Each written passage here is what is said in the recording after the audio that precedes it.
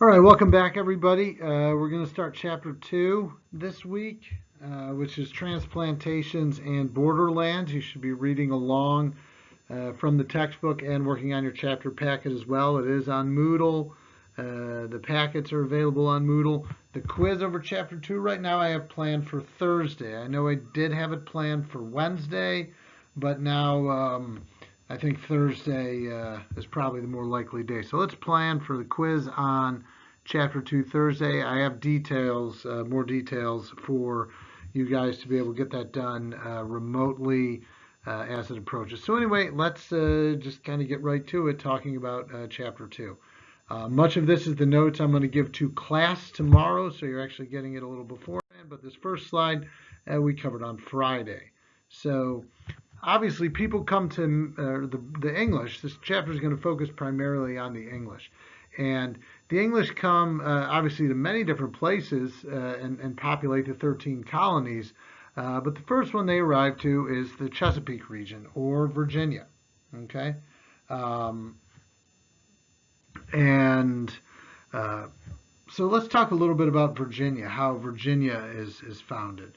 Um, Now, people know, probably you know, Virginia is named after Queen Elizabeth I, the Virgin Queen, but really it's named after something called the Virginia Company. Now, the company is named after the Virgin Queen, Queen Elizabeth, but it is the Virginia Company that essentially founds the colony of Virginia.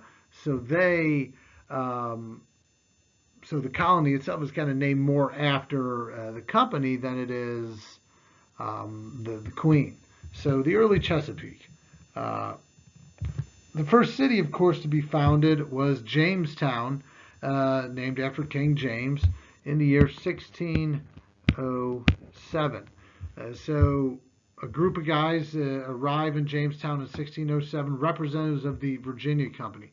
How this works is a group of investors gets together and they go essentially to the king and say, hey, we've got a great idea to try a colony in the Americas to, you know, gain resources and trading routes and goods and farming, crops and things of that nature, timber, whatever it might be. And the king agrees to grant them a charter to found their company. Um, the Crown of England is very skeptical about this because the way the Roanoke colony didn't really work out and everybody disappeared. So they're very skeptical about having this sort of thing happen. But these investors kind of get together and put their money together and send people over to kind of establish a colony. One thing, important thing to note about that: the money people, the people that actually put down the money to found the colony, are rarely the ones that actually go there. Instead, you send other people, indentured servants, or young men, looking for adventure, looking for opportunity. Uh, and this creates a fair deal of problems. Um, you know, when they first arrive there, these young men have, great ambitions but very few skills, and it's going to create a series, um, of some of problems as they try to find something viable. They don't really know how to plant crops. They're young men. Um, they're not particularly motivated, and we've got issues. One of the biggest issues is that they're all men. Women add a calming force. They add, you know, kind of a more positive attitude about maybe establishing families and things like that. And the most important thing that you lack with not having women in the colony is no opportunity for something we call, and you'll see this in the book, natural increase, which is, of course, procreation. No opportunity to increase your population there through childbirth, through establishing, a colony and families and that sort of thing. So the early Chesapeake colonies are beset with a lot of big issues. So they realized pretty quickly that changes have to be made.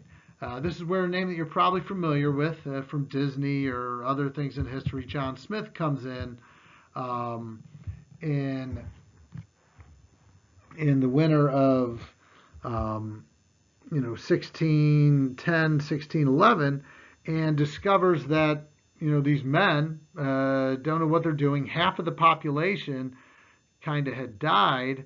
In fact, when they arrived, they saw a man like tied up to a stake who was very sick, and they were going to burn him at the stake for food because they didn't know how to hunt or do anything either.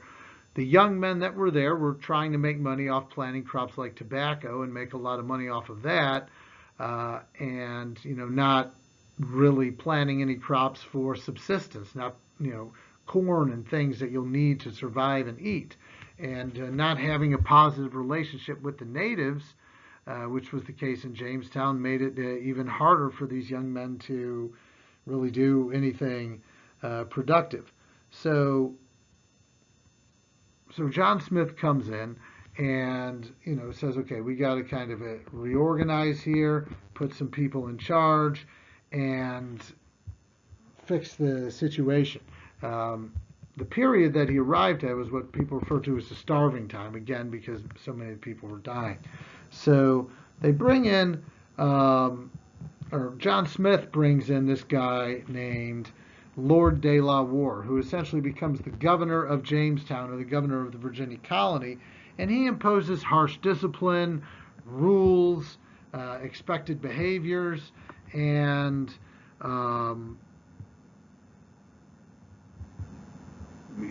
other things that are necessary for these men ultimately to survive in these different conditions and eventually thrive, as the Jamestown colony would more or less be successful and would begin to really produce and thrive in the Americas, particularly because of the tobacco economy.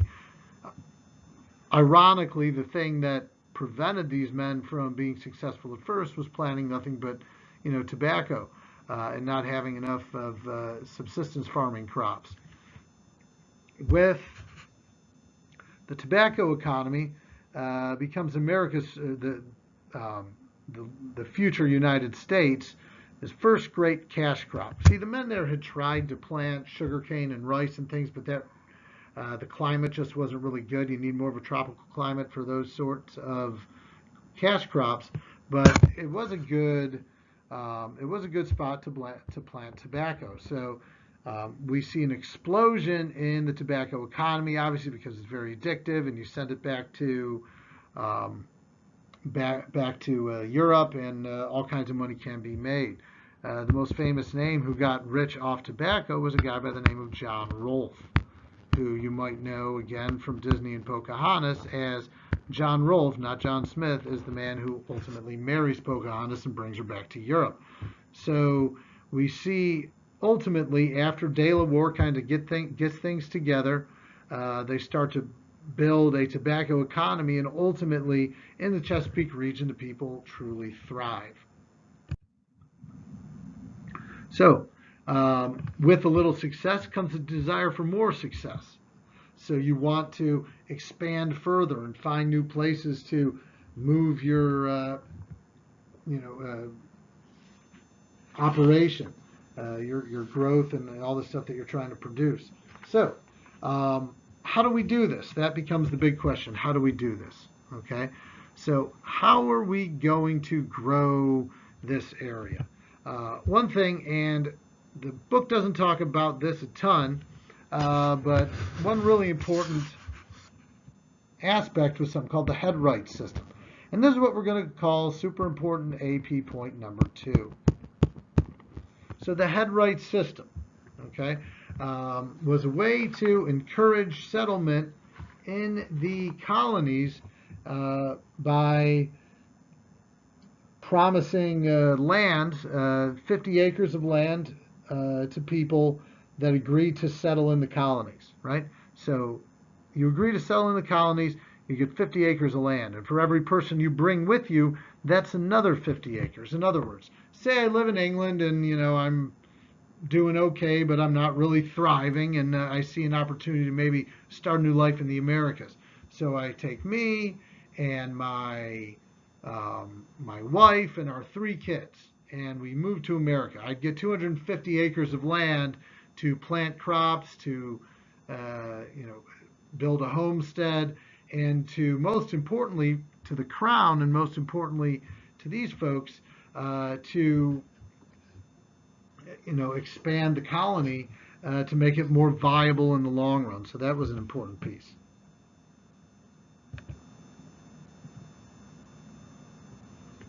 Okay. Um, Interestingly enough, and I think I didn't talk about this in here. What we also see come out of Jamestown in the year 1619. You might hear on the news sometimes how they talk about the 1619 project, which is a equality interest group that that talks about equality for African Americans. They call it the 1619 project because that is the year that the first boatload of slaves arrived in the New World. Now, interestingly enough, when that first boat full of slaves arrived, the people didn't really know what to do with them. You see, slavery was already firmly established in the Caribbean, but not all that well established, not established at all really, in the North American colonies. So they got a boat of these black Africans, these Africans that had arrived, and the people didn't really know what to do with them. So essentially, what happened with that first group is they treated them as if they were indentured servants. So they would give them, a 3 to 5 year term of servitude, and then, as far as we know, gave them their freedom after that point. So they were treated kind of just that way. They essentially would work as servants in some sort.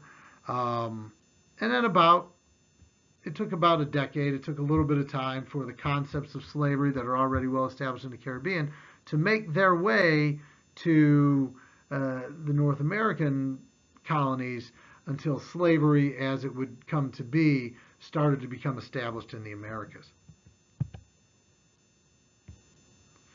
Now, Pocahontas is actually a fairly important figure in American culture. She was a daughter of the chief of the Powhatan tribe, and basically he essentially uses his daughter to establish a relationship with the whites, and she ends up marrying, like I said before, John Rolfe. John Rolfe ultimately takes Pocahontas back to England, and she becomes somewhat of a celebrity, traveling all over Europe, and people have never seen this exotic native woman, and they've never seen this exotic native woman, and were mesmerized by her. But unfortunately, like many other natives, she kind of succumbed to the diseases of the white man, and eventually dies over there in Europe. Now, ultimately, the Virginia Company was a charter colony, and it got a 20-year charter, but in the long run, like many of the other charter colonies that were established, they eventually get taken over by the Crown. The Crown has serious doubts still about the viability of American colonies because they weren't getting, at this time, kind of the same type of returns that they had seen from Spain with gold and silver and stuff like that. Even though what they were getting was very viable in terms of timber and other renewable resources and crops and things like that, lots of doubt from the Crown and really company mismanagement by the people that were running the Virginia Company causes it to fail. And we'll talk more later on, I think chapter 3, about these different types of colonies. Maybe later on this chapter. No, it's the next one. But basically, when the Crown lets these colonies, kind of fail a little bit, then they kind of take over responsibility in the colony, and it's theirs to control. So it's almost kind of like a ploy on the part of the English Crown to ultimately let these private companies do all the work in establishing the colony, and then the British take control. I hope that makes sense to everyone. But certainly let me know via email if it doesn't. Okay, so you look at the map here, it's just kind of the growth of the colony from 1607 to 1750. So you start, right here in Jamestown, and you can see over time where they just kind of establish themselves in many other places. Okay, so keep that in mind as we move on to kind of the next slide here. So I want to talk a little bit about Maryland. So Maryland is, of course, just north of Virginia. And Maryland's a little bit different. It's more of a religious colony. And it's something you call a proprietary colony. In other words, there was a guy by the name of Lord Calvert. And he was a committed Catholic, and at this point the British Crown is controlled by Catholics, so they're very pro-Catholicism. And Calvert wants to establish Catholicism. George Calvert wants to establish Catholicism in the New World, at least English Catholicism. So he wants a colony for Catholics. And so he goes to the king and gets a charter to start this Catholic colony that he calls Maryland, of course, named after Mary, just as Virginia is named after the Virgin Queen Elizabeth. Maryland is named after Queen Mary. Okay, so George Calvert goes to get his establishment for a colony, and like I said, it's a proprietary colony. We'll get into this more later, but the difference between that and a charter colony is that a proprietary colony, basically, if you get along good with the king, they will give you, when you ask for, a colony, they'll basically give you one and let you run it yourself. Unfortunately, Calvert dies before he's able to go over and establish his colony, so the charter is left to his sons, who go ahead and honor his wishes by establishing Catholicism in the North American colonies. They do this through something called their Act Concerning Religion. Okay, so it is a slight change ultimately. They are biased a little bit towards Catholics, but they also want to establish this colony that is religious too, if that makes sense, where you're going to be open not only to Catholics but Protestants as well, is ultimately what Maryland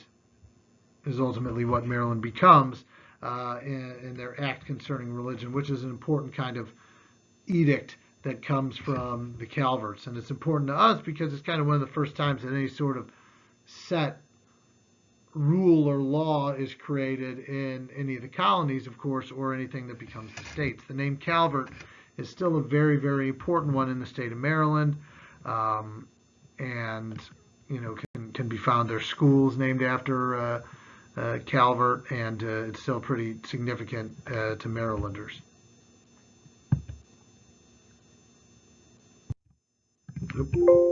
So yeah, like I said before, sorry I went through that kind of fast. It's open to people of all faiths. So I know we've been going on for a little bit now, but this is going to be our last little bit of stuff for today. So we're going to go back to Virginia and talk about a pretty significant event in Virginia history called Bacon's Rebellion. This is Nathaniel Bacon. And Bacon's Rebellion itself, again, there's another super important AP point. So it's going to be super important AP point number 3. Again, these are major things that I often see on AP exams, things that you should know in particular to help you prepare for the test. So, with the Crown taking over Virginia from the Virginia Company, they establish their system of government there, and the Crown puts in a provisional governor in the colony. And the guy they put in was a guy by the name of William Berkeley. Okay? And so basically, as time goes on, because we're moving forward here to the year 1676, which is also important. Why? Because exactly 100 years after 1676 is 1776, and hopefully we all know what happens that year. So essentially, William Berkeley's kind of a jerk, and he's what you call an autocrat. Basically one person in charge who determines all the rules and all the laws and leaves all significant decisions solely to himself. So people don't like William Berkeley. By this time, by 1676, people are moving further and further out into more rural or country areas, trying to establish themselves with homesteads and things like that through the headright system. Okay, do you follow me? And these people, which we call the back, and it's an important term, the back country people, or the back country gentry, are fed up with the constant Indian attacks. The further out west you move, the more likely you are to be attacked by natives. Natives don't want white people encroaching on their property, so of course there's going to be constant conflict with those people as well. And they're more and more frustrated because Berkeley isn't doing anything to really help these people out. So the frustrations are growing, and we'll start to see the signs, for the first time, signs of discontent within the colonies. Okay, so this backcountry resentment grows as native attacks continue and nobody gets taken care of. Okay, so what we see are several important outcomes here. Okay, for one, it's these people out here that aren't being protected are largely indentured servants who now have their freedom. And we see them working together with slaves or former slaves and other people to fight against the autocratic rule of William Berkeley. Okay, ultimately, they get the leadership of a wealthier man by the name of Nathaniel Bacon, who identifies with these poor folks. Okay, and they rebel and they actually overthrow William Berkeley. So there's many short-term and long-term successes of Bacon's rebellion. Okay, for one, in the short term, we see these servants and slaves working together to achieve a common goal. We see the overthrow of Berkeley, and ultimately, it's our first major overthrow and most successful rebellion by colonists before the American Revolution. Okay, so those are three big things there, right? Servants and slaves working together, Berkeley being overthrown, most successful rebellion before the American Revolution. But in the long term, it reveals a lot more, and this is why it's such an important thing. It shows us that there's problems, or in other words, there's discontent in the American colonies, that the people are growing further and further away from English rule as England is an ocean away, a continent away, and which through, again, what I said before, natural increase, people are more prone to not want to go along with whatever it is that the crown might be telling them to do. Okay, this really, in many ways, foreshadows the American Revolution, because didn't the American Revolution have happened for the same reasons? Frustration with the crown trying to implement rules and ideas on people that are so far away when they don't understand a way of life. What it reveals is the instability of these landless freemen, and how much discontent exists for the crown. Okay, so we're seeing these things start to take place that are ultimately going to lead us 100 years away exactly to revolution and to ultimately freedom from Great Britain. All right, folks, I know it was a long one today. I'll promise not to make them that long in the future. That's it. Let me know if you have any questions. Shoot me an email if any of this doesn't make sense. Or you could always reach out to classmates and compare notes with them. All right, thanks a lot. Talk to you later.